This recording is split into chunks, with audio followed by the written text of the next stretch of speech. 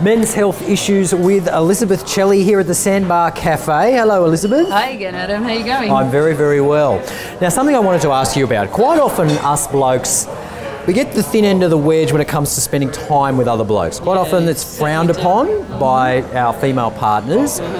But it's actually quite important, isn't it? It's very important. I mean, we know very clearly about how women catch up for coffee. They have the girly chat, or I just need to talk to a girlfriend. It's kind of accepted, no one argues it, and men certainly don't give their female partners any grief about it. And yet when it comes to guys wanting to catch up with their mates, and particularly recognising the value of men sharing men's company, unfortunately he does have to fight for it a little bit more, and he gets a bit more grief than really he should.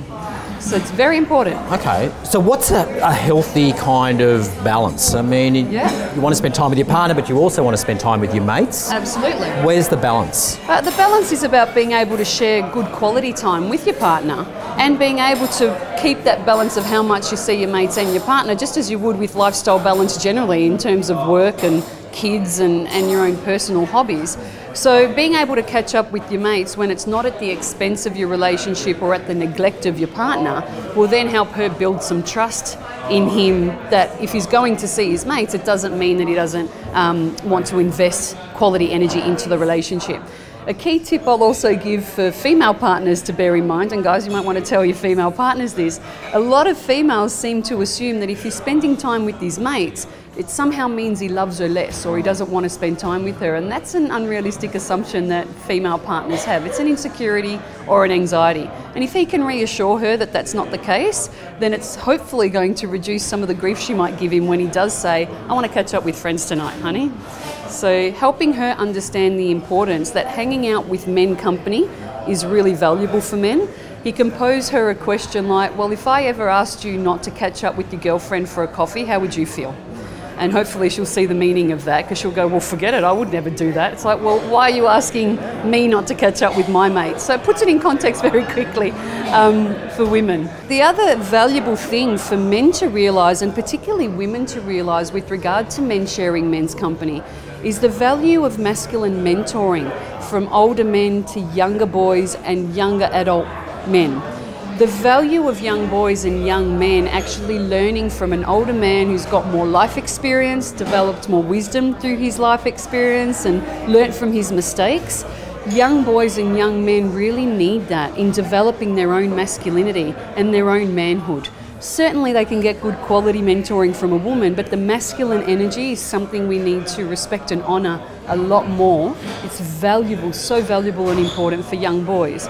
The benefits it brings for older men in being able to share that mentoring does wonders for their own sense of satisfaction and fulfilment. And today that could be difficult because you have a lot of broken homes, that there may not necessarily be a father figure. What should people do in that situation? Oftentimes, because there are broken homes, one of the things, whether it's broken homes or just accessibility to an older male, it's important to recognise it's about the quality time spent, not just quantities. It's not so much that you have to have a full day or a full week. It's very much about how can I have presence with this young man or this young boy where they're really giving them 100% of their attention, sharing some fun, sharing some sacred space that the young boy knows if ever he's got a problem, he can go to that person to ask a question. One thing we really need to understand about how men share space compared to women, women like to do the verbals a lot. There's a lot of word exchange between women. I don't think any of us are going to argue with that. But men share space side by side, or they share company when they're doing something together.